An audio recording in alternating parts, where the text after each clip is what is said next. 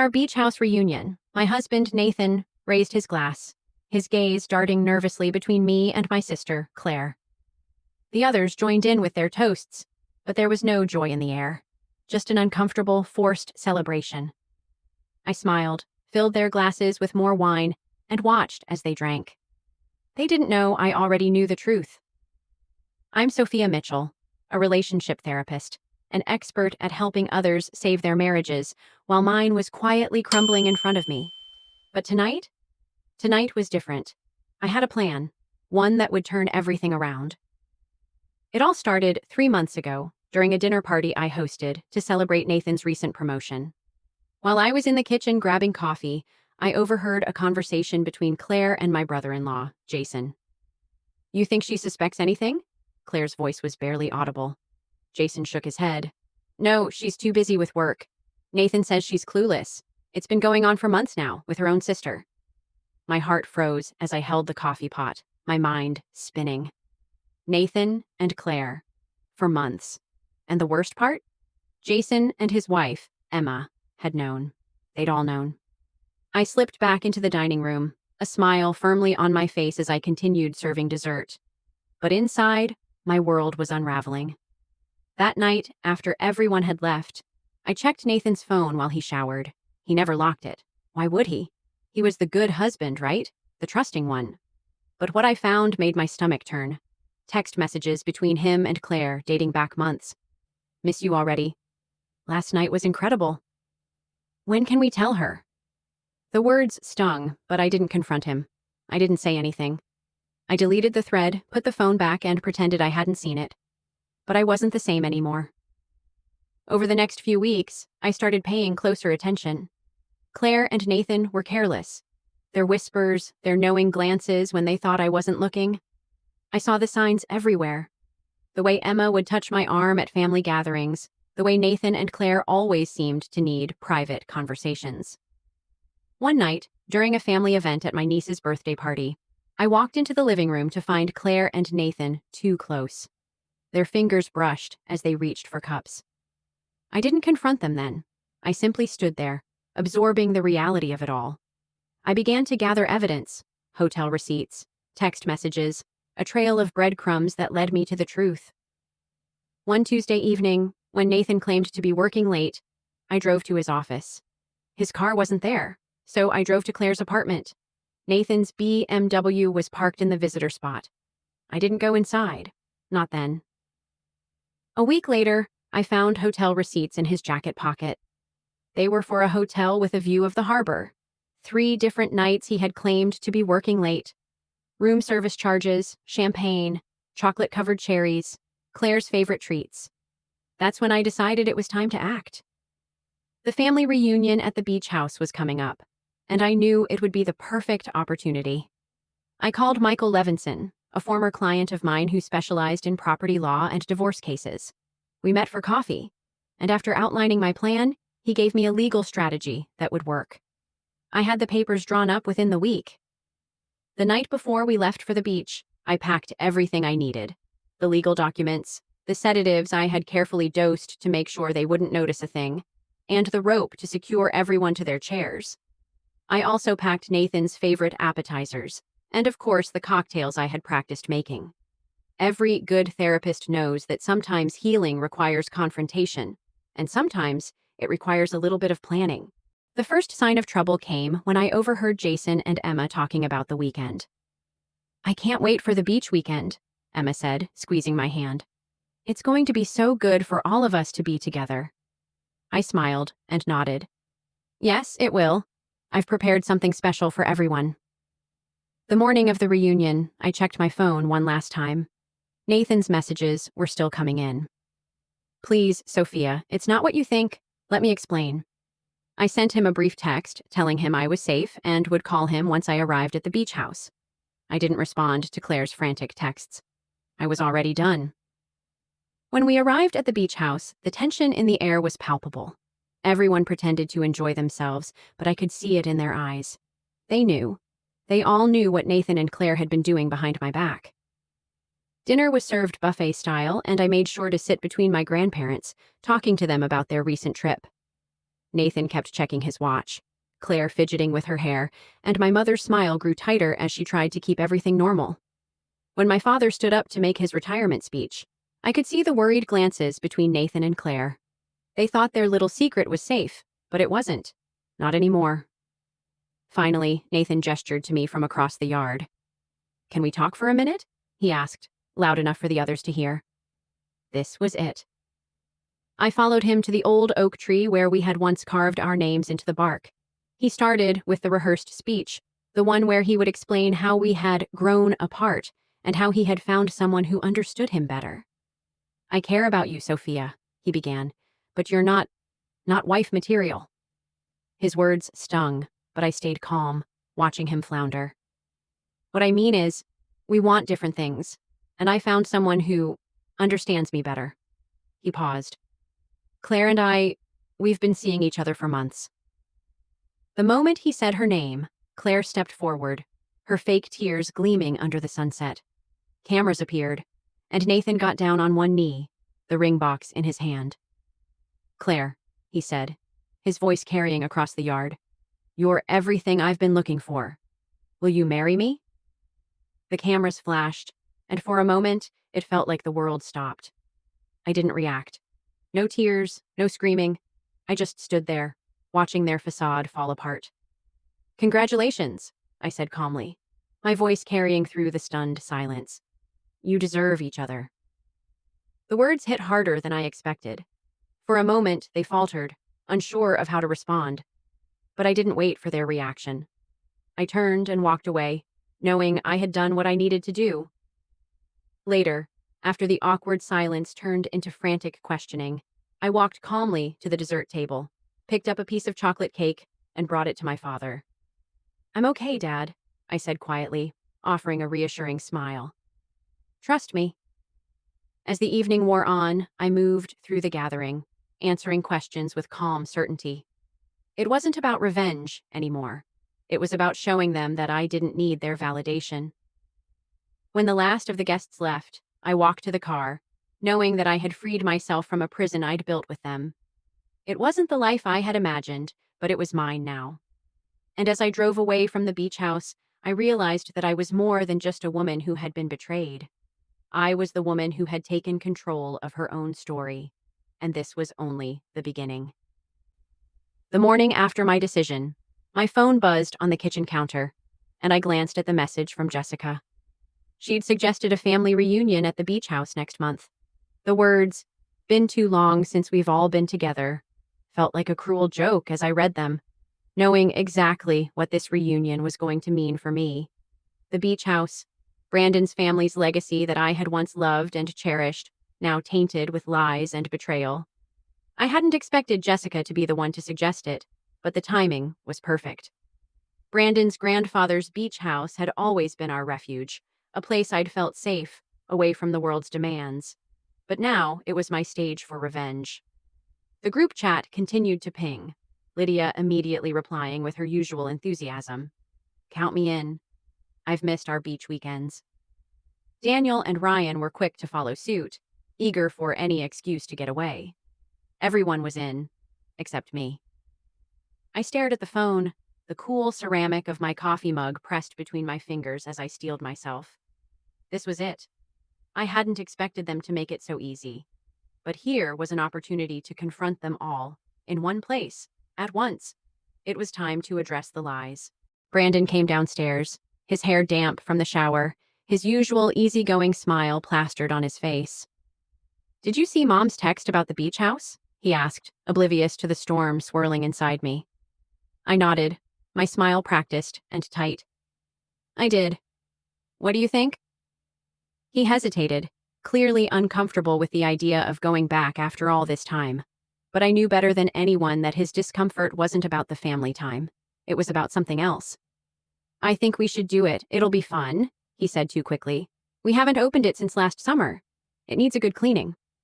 His fingers brushed my shoulders, but the touch no longer felt comforting.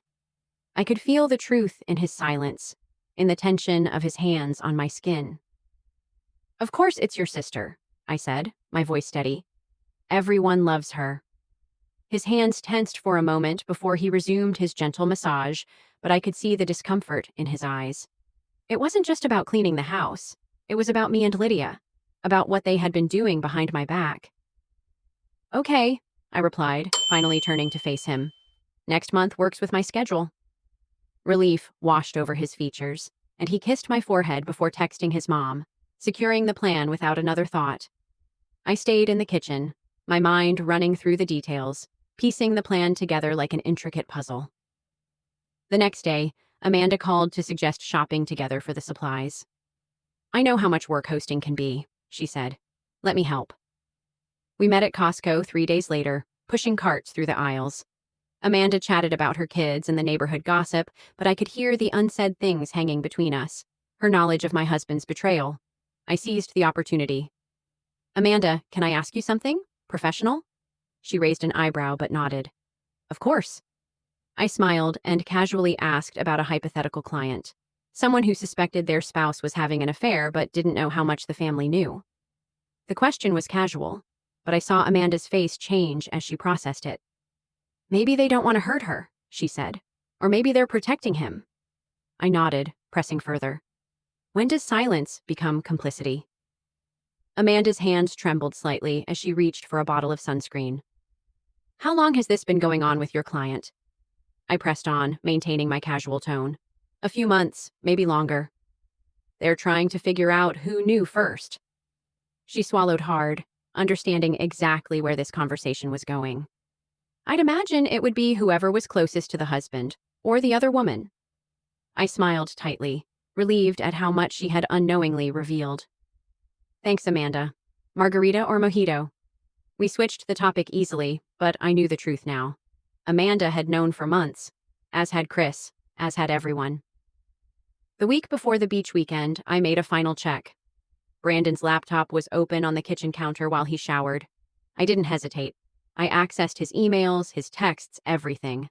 There, staring back at me, was the confirmation I needed. From Brandon. Everything set for next weekend. Megan's clueless about the real reason for the gathering. From Lydia. Are you sure this is the right time? The family being there will keep her from making a scene. She cares too much about appearances. I reread those words, each one like a dagger to my heart. But it was time. This family reunion wasn't going to be about reconciliation. It was going to be about confrontation. The following day, I called Michael Levinson, a divorce lawyer I knew from my practice. I outlined the plan. It's legal, he confirmed, and in a matter of days, the papers were ready. I prepped everything for the weekend. Sedatives to make sure the family would be too drowsy to fight back. Rope to secure them to pool chairs. My own way of ensuring no one left until I had my say. And of course, the cocktails. Brandon thought I was just being a supportive wife. He didn't know what I was preparing for.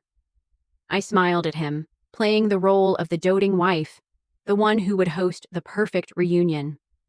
As the day of the reunion approached, I made sure everything was in place. The sedatives, the legal documents, the cocktails, the rope, and of course, the plan to make sure Brandon and Lydia would face their betrayal in front of everyone. Finally, the day arrived. I stood in the kitchen, waiting for the moment I would finally expose them.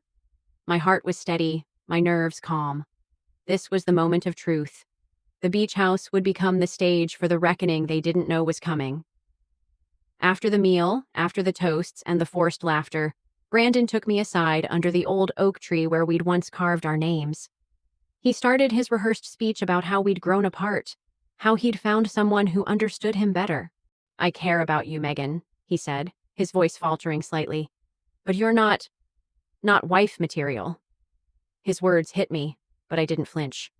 What I mean is, he continued, stumbling over his words. Claire and I have been seeing each other for months. And there she was, stepping forward like the actress she thought she was. Cameras appeared, flashes lighting up her false tears as Brandon kneeled before her. Claire, he said, you're everything I've been looking for. Will you marry me?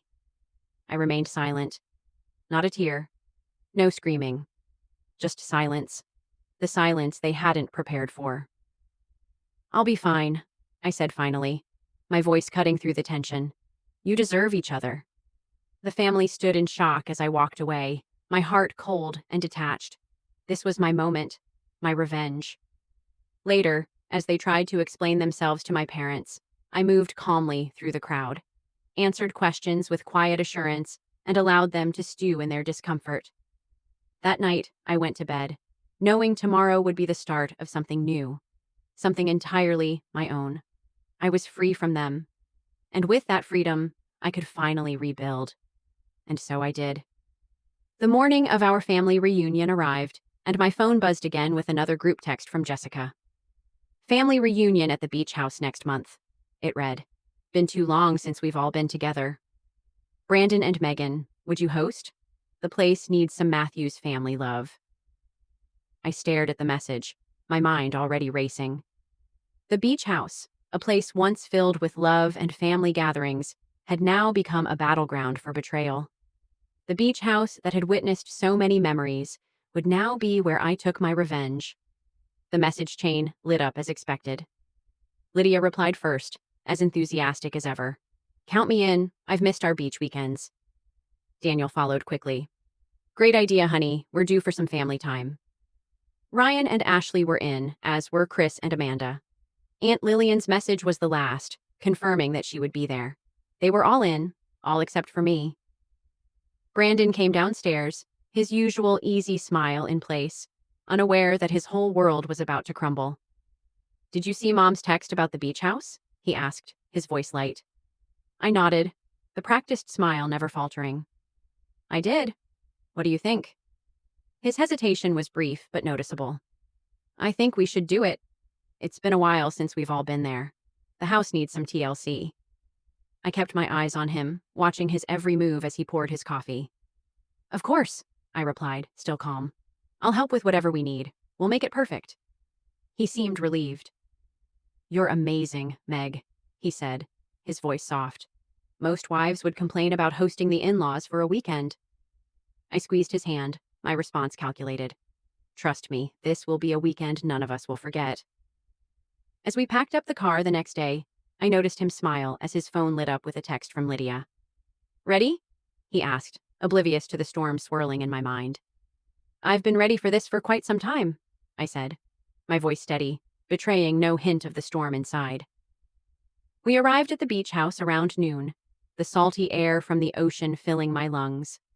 The house was still as I remembered it, quiet and serene, but that peace was the calm before the storm. I could already feel the weight of what was about to unfold. Brandon went to the car to grab extra supplies, leaving me to prepare.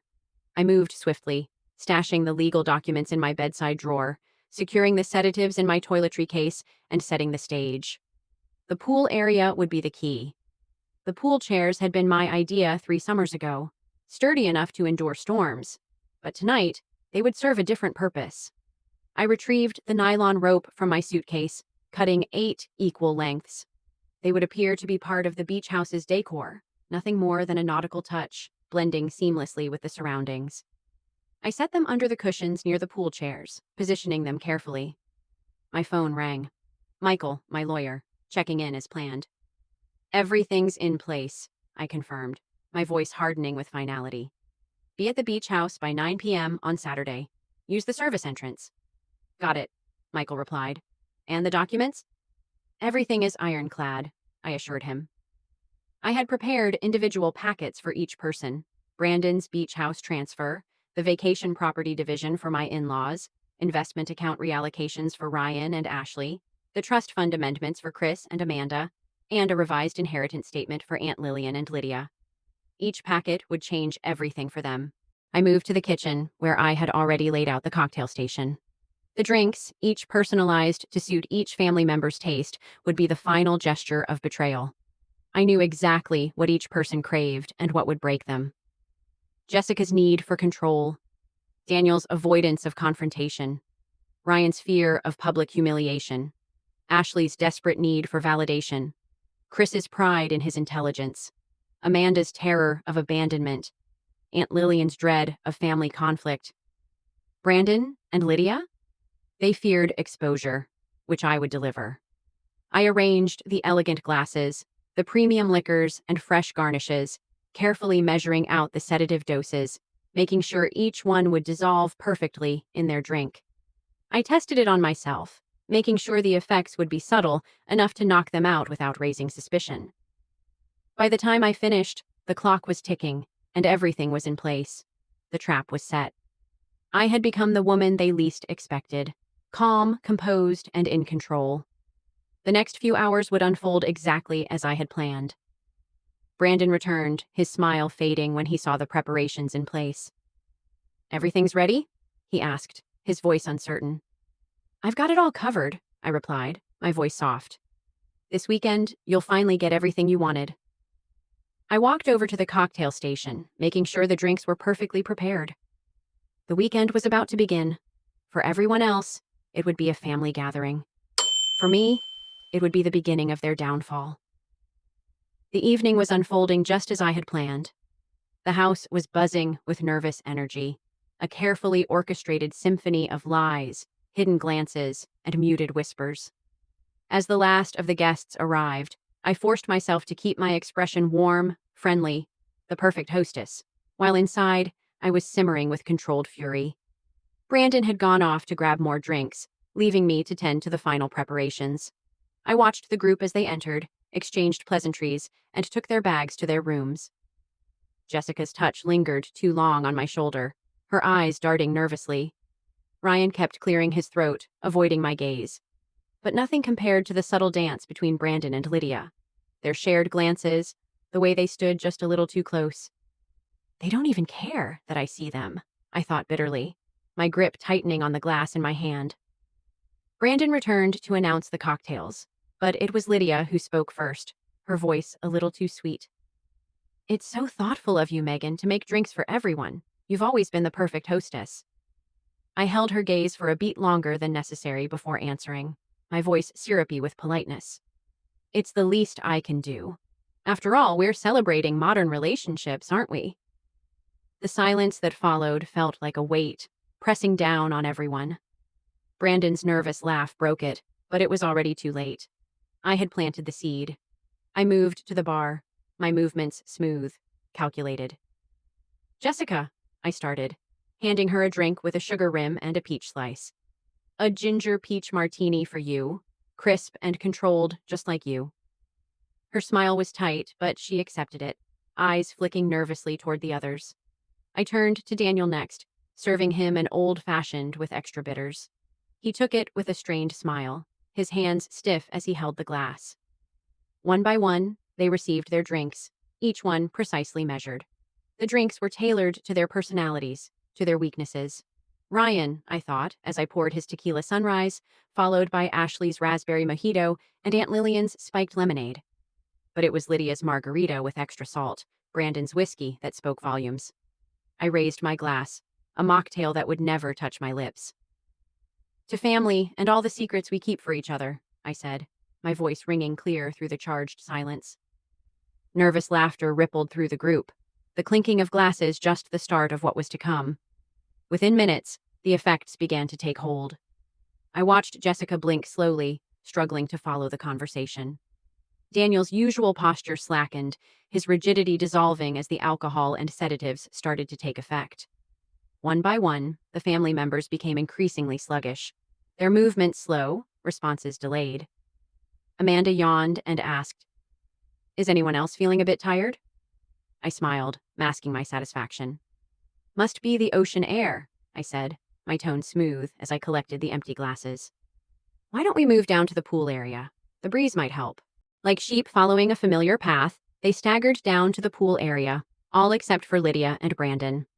They gravitated towards each other, sitting close enough for everyone to notice.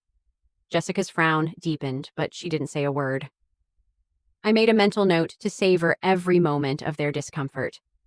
The sedatives weren't quite at their peak yet, but I could see the signs. Slurred speech, slower movements, sleepy eyes. It wouldn't be long now. I moved to the kitchen, keeping my steps purposeful, checking my watch. It was 8:45 p.m. Michael would be arriving soon, right on time. I filled a pitcher with ice water, taking my time. When I returned, the conversation had already shifted to dangerous territory. Should we just tell her? Ryan slurred, his words coming together in a jumbled mess.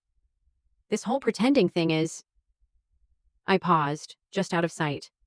Perfect timing, I thought, watching as the last of their composure slipped away. It was all happening exactly as I had planned. I moved toward the pool area slowly, taking in the scene. The tension between Lydia and Brandon was palpable, their unease growing as their secrets grew too heavy to carry in silence. Everything okay? I asked, my voice calm, betraying nothing of the storm brewing inside me. They didn't answer immediately, too focused on the atmosphere that had thickened like smoke around us. The sedatives were working their magic. Soon they'd be too drowsy to stop what was coming. The air was thick with tension, the weight of secrets hanging over us like a storm cloud. I could feel the eyes of my family on me as I moved silently around the pool area, ensuring everyone was securely fastened to their chairs. Brandon's nervous glances, Lydia's trembling hands, their disoriented murmurs, all signs of the sedative taking its toll. They were too drowsy to resist, too foggy to fully understand what was happening. Ryan, always the one to stir the pot, couldn't hold his tongue for long. Too many secrets, he slurred, his words thick with the weight of truth he could no longer suppress. To modern love, he echoed, his gaze bouncing between Brandon and Lydia. The irony was palpable. Tell me what? I asked innocently, pouring water into their glasses, each sip a step closer to their reckoning. A hush fell over the group, the weight of his words lingering like smoke. Too much drink, Ryan muttered, his face flushed with the alcohol. Too many secrets. His declaration was blunt, and it hit its mark. The discomfort rippled through the group like a stone thrown into a still pond. Lydia shifted uneasily, her fingers tapping nervously on the glass. Brandon avoided my gaze, his eyes darting around the pool. I smiled, raising my glass to meet their eyes. To modern love, I said, my voice cool. And to honesty, something that seems to be in short supply around here. The silence that followed was almost unbearable. They had no idea how deep this betrayal ran, how many had participated in it, or how it would unfold. As I moved among them, I noticed the signs, the slow blinking, the sluggish movements. Jessica's hand trembling slightly as she reached for her water, Daniel's tense posture softening, the others beginning to relax into the growing haze. Is anyone else feeling a bit strange? Chris asked, rubbing his forehead, his voice strained. I feigned concern. Maybe it's the ocean air, I suggested, smiling smoothly. Let's get some fresh air. Come on, follow me. Like sheep, they obeyed, stumbling after me as I led them down the stone path to the pool area. The chairs were set up just as planned, each one positioned perfectly, the nylon rope hidden beneath cushions waiting for the right moment. I moved among them, quietly securing each person's wrists with the precision of a surgeon, all while keeping up casual conversation. No one suspected a thing. By 9 p.m., they were all fastened in place, groggy and unaware, their minds still foggy from the sedatives. The pool lights flickered on, casting harsh shadows on their faces. That's when I heard it. A soft knock at the service entrance. Michael had arrived. I greeted him with a nod, leading him through the house to the pool area. His eyes scanned the scene quickly, assessing it with the professionalism I had hired him for. Everything as discussed? He asked, setting down his briefcase. Exactly as planned, I confirmed. They'll be coherent enough to understand and sign in about 15 minutes. The sedative is mild, just enough to keep them from resisting or escaping. Michael nodded, opening his briefcase and pulling out the documents. He set them up on a side table, the weight of the situation settling over us both. Legal protection? I asked, my voice unwavering. Perfect, he responded, his voice calm and sure. He adjusted the recording device and placed it discreetly on the table, ready to capture everything. As I took my seat in the 9th chair, the only one unrestrained, I felt a strange calm wash over me. This was the moment of truth, the culmination of everything I had endured. Brandon was the first to stir, realizing what had happened. His eyes darted wildly, panic setting in as he tugged at the ropes. What the hell, Megan? Untie me, now! His outburst triggered the others, their eyes widening as they realized their situation. "You drugged us," Chris said flatly, his analytical mind already piecing things together despite the sedation. "Yes," I answered, my tone calm. "Nothing dangerous. You'll all feel normal by morning. But right now, you're going to stay put for this conversation." Daniel tried to stand, his attorney instincts kicking in despite his sluggish state. "This is illegal. You can't just restrain us, drug us." Michael interjected smoothly. "Ms. Matthews consulted me precisely to ensure everything stayed within legal boundaries. The sedative is an over-the-counter sleep aid, and the restraints are merely to prevent injury while you're impaired. I'm here to oversee property transfers and settlement agreements." "Settlement agreements?" Brandon's face drained of color. "Megan, what is this?" I stood, my voice steady as I began to speak. "This is the consequence of collective betrayal. This is what happens when an entire family conspires to hide the truth from one of their own." I turned to face each of them, the weight of their deceit settling over me like a heavy shroud. "Jessica and Daniel, you learned about Brandon and Lydia's affair over a year ago. Instead of telling me, you protected your son and enabled my sister." Jessica opened her mouth to protest, but I cut her off. "Chris and Amanda, you knew 9 months ago when Chris saw texts on Brandon's phone. You decided it wasn't your place to interfere." Chris looked away, guilt flooding his features, even in his drugged state. "Ryan and Ashley, you figured it out at Christmas when you saw them kissing in the garage. You decided it wasn't your business." Ryan tried to shrug it off, but the restraints kept him from moving freely.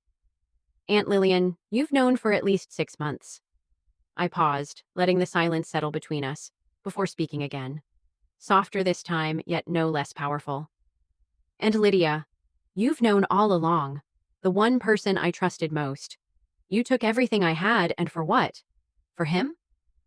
Lydia's face twisted in a mix of guilt and defiance, but she remained silent. She knew what she had done, and there was no denying it anymore. The truth hung in the air, thick and suffocating. Every last one of them was complicit. And now, they would all pay the price. The tension in the air was thick, oppressive, as my family processed what had just unfolded. The beach house, once a sanctuary, had become a courtroom, the scene of a judgment that would change everything. My gaze swept over the group, each face reflecting a mix of shock, disbelief, and the slow dawning realization that their actions had consequences. The silence was palpable. Even the waves crashing against the shore seemed to hesitate, as if holding its breath. "How did you—" Brandon began, but I cut him off. "I'm a therapist who specializes in deception and betrayal," I said, my voice calm but firm. "Did you really think I wouldn't notice? That I wouldn't eventually see the signs, read the texts, find the hotel receipts, overhear the whispers?" I gestured toward Michael, who stood behind me with his briefcase, prepared to execute the final part of the plan. "And now, we're going to have a different kind of announcement than the one you planned." Michael stepped forward, his voice clear and professional. "I have prepared a series of legal documents," he said, laying out the papers. "Upon signing, they will transfer full ownership of this beach house to Megan Matthews exclusively. Additional documents address the division of marital assets, transfer of investment accounts, and termination of joint property rights." Brandon sputtered, his face going pale. "This is insane," he muttered, struggling against his restraints. "We're not signing anything." I smiled thinly, my voice steady. "Then you're welcome to explain to the authorities why 8 adults are sedated and restrained at your beach house. I'm sure the media would love that story. Prominent attorney and his family caught in a scandalous betrayal." Ryan, still groggy, tested his restraints again. "This is blackmail." "No," I corrected him. "This is justice. You all participated in my humiliation. Now you can participate in my liberation." I nodded to Michael, who placed the first document in front of Jessica. "The signing ceremony is about to begin," I announced, my tone carrying through the silence. "And trust me, you'll all want to sign." Jessica was the first to sign, her hand trembling as she scrawled her signature. The former principal, always concerned with order, found herself following the structure that had been laid out. Smart choice, I murmured as Michael moved to Daniel. Daniel hesitated, his legal mind struggling to reconcile his self-preservation instincts with his growing realization. This won't hold up in court, he muttered. Duress invalidates it? I interrupted. Your son was planning to take my half of this beach house with your legal assistance. I have the emails. Sign the paper or explain to your law partners why you were drugged and tied to a chair at your son's beach house? After a moment of deliberation, Daniel signed, his signature shaky but final. Ryan and Ashley were next. They signed quickly, their shock fading into guilty relief. Chris, too, hesitated, but Amanda whispered, "Just do it," and he complied, shoulders slumping in defeat. Aunt Lillian wept quietly as she signed, her voice cracking. "I should have told you," she said, her eyes filled with remorse. "I just didn't want to cause trouble." "Ironic, isn't it?" I replied, keeping my tone calm. Her betrayal stung less than the others. She was a peacemaker, not a truth-teller. Finally, the moment arrived for Lydia to sign. My sister's documents were the most extensive. They severed her claim to family properties, removed her as my healthcare proxy, and acknowledged the complete dissolution of our relationship.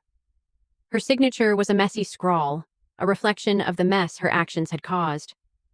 "Megan, please," she whispered, her mascara streaking down her cheeks. "We're sisters." "Sisters don't sleep with each other's husbands," I said, my voice firm, though not without sadness. "I loved you too. Sign the papers, Lydia." She hesitated for only a moment before signing, her face a mixture of guilt and defiance. And then it was Brandon's turn. He glared at me, fury and disbelief mixed in his expression. "You've lost your mind," he spat. "I'm not signing anything." I leaned close, keeping my voice low and steady. "The thing about being a therapist, Brandon, is that people tell me things. Like your client, Thomas Reeves, who confessed to tax fraud during your consultations. Or Catherine Wilson, whose offshore accounts you helped establish." I watched his face go ashen. "You wouldn't," he began, but I cut him off. "You've spent 14 months betraying me with my own sister while our entire family watched and did nothing. You don't know me at all anymore." The pen shook in his hand, his fury battling with the truth I had laid bare. Finally, after a long moment, he signed all 3 documents: the beach house transfer, the divorce agreement, and the non-disclosure contract. Michael notarized each signature with precision, then gathered the papers into his briefcase. "I'll file these first thing Monday morning," he said, his tone professional. "Thank you, Michael," I said, my voice barely above a whisper. He nodded, excused himself, and left through the service entrance. As I turned back to face my family, I saw their expressions slowly returning to clarity. The sedatives were wearing off and they were beginning to grasp the gravity of what had just happened. "What happens now?" Amanda asked quietly, her voice tentative. "Are you going to leave us here all night?" Ryan asked, his usual bravado gone. I shook my head. "Number. You're all free to go. The effects of the sedative will wear off completely in an hour. But I wouldn't recommend driving just yet."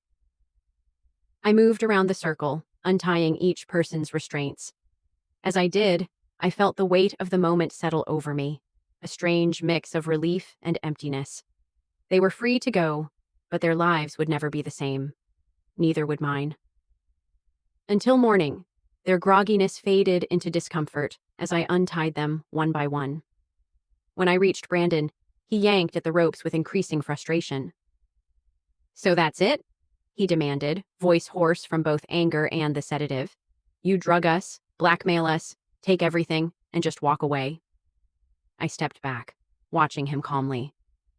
"Not everything, just what's rightfully mine, plus compensation for your betrayal."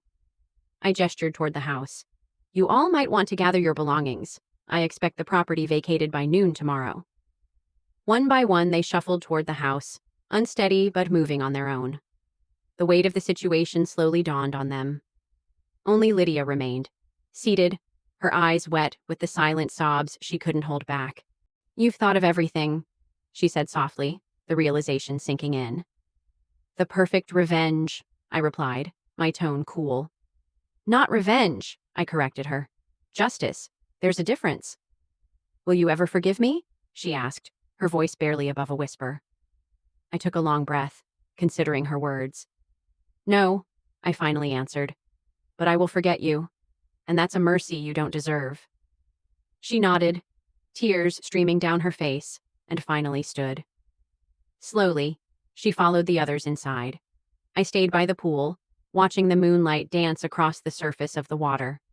For the first time in 14 months, I felt like I could breathe again. 3 weeks later, I signed the final paperwork for the sale of the beach house. The new owners were a young couple, their faces alight with excitement as they gazed at their new home. Congratulations, I told them, handing over the keys. Make happy memories here. The real estate agent shot me a curious glance, no doubt wondering about the sudden divorce and the unusual circumstances surrounding the property transfer. But everything was legitimate. The money now sat securely in my account, and I walked away from the closing without a second glance.